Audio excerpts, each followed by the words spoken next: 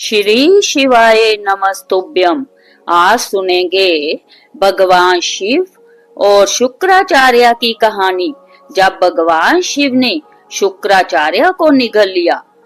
पौराणिक कथा के अनुसार शुक्राचार्य महर्षि भृगु के पुत्र थे तथा बृहस्पति महर्षि अंगिरस के। जब दोनों जुआ हुए तो साथ ही सहपाठी के रूप में बृहस्पति के पिता महर्षि अंगिरस के पास शिक्षा प्राप्त करने लगे। थोड़ा समय बीतने पर शुक्राचार्य को लगा कि महर्षि अंगिरस अपने पुत्र बृहस्पति पर अधिक कृपालु है। इसी कारण उन्होंने महर्षि अंगिरस का आश्रम छोड़ दिया और महर्षि गौतम को अपना नया गुरु बनाया। गौतम ऋषि ने शुक्राचार्य को बताया कि इस संसार की समस्त विद्या और उससे भी श्रेष्ठ मृत संजीवनी का ज्ञान तुम्हें केवल महादेव से प्राप्त हो सकता है। अपने गुरु से ये उपदेश पाने के बाद उनकी आज्ञा से शुक्राचार्य गौतमी नदी के निकट महादेव की तपस्या करने लगे। उनकी कठिन तपस्या से प्रसन्न हो महादेव ने उन्हें मृत संजीवनी विद्या का ज्ञान दिया और साथ ही ये भी चेतावनी दी कि वे इस विद्या का दुरुपयोग न करें। उधर महर्षि अंगिरस के आश्रम में अपनी शिक्षा पूरी करने के बाद महर्षि बृहस्पति को इंद्र ने देवताओं के गुरु के पद पर नियुक्त किया। देवों और दानवों में प्रतिद्वंदिता तो चिरकाल से ही थी। इसी कारण दैत्यों के राजा बलि ने शुक्राचार्य से दैत्यों और दानवों के गुरु पद का भार संभालने की प्रार्थना की, जिसे उन्होंने स्वीकार कर लिया।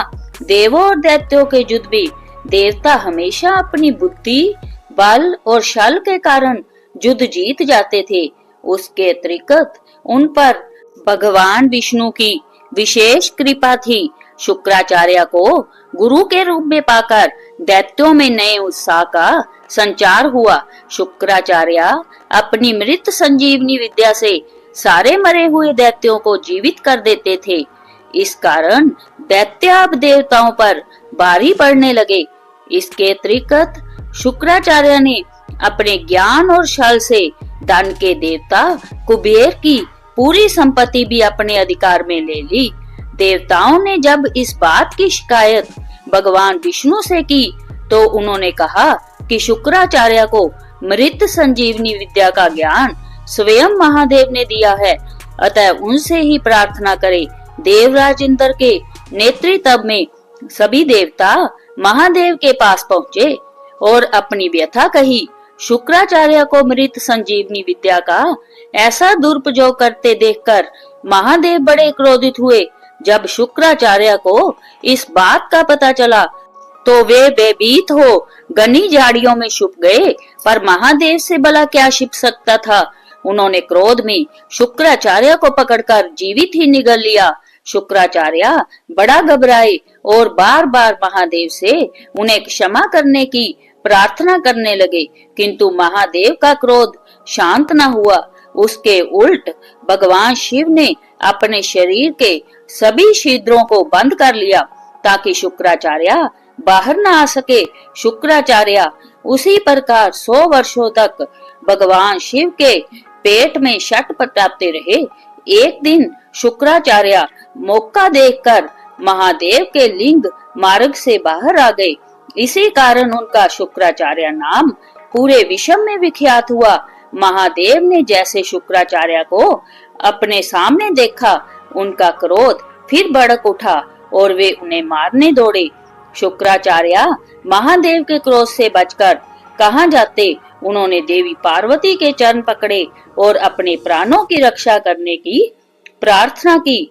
देवी पार्वती ने महादेव से प्रार्थना की कि शुक्राचार्य उनके ही शरीर से दोबारा प्राप्त हुए हैं, इसी कारण वे उनके पुत्र के समान है, अतः उन्हें क्षमा कर दिया जाए। देवी पार्वती के इस प्रकार अनुरोध करने पर महादेव ने शुक्राचार्य को क्षमा कर दिया।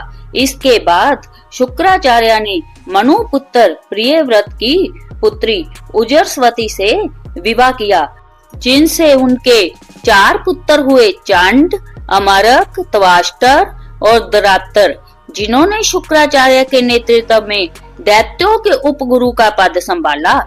शुक्राचार्य ने दैत्यों को धर्म सम्मत राज्य करने की शिक्षा दी, जो बाद में शुक्र नीति के नाम से प्रसिद्ध हुई।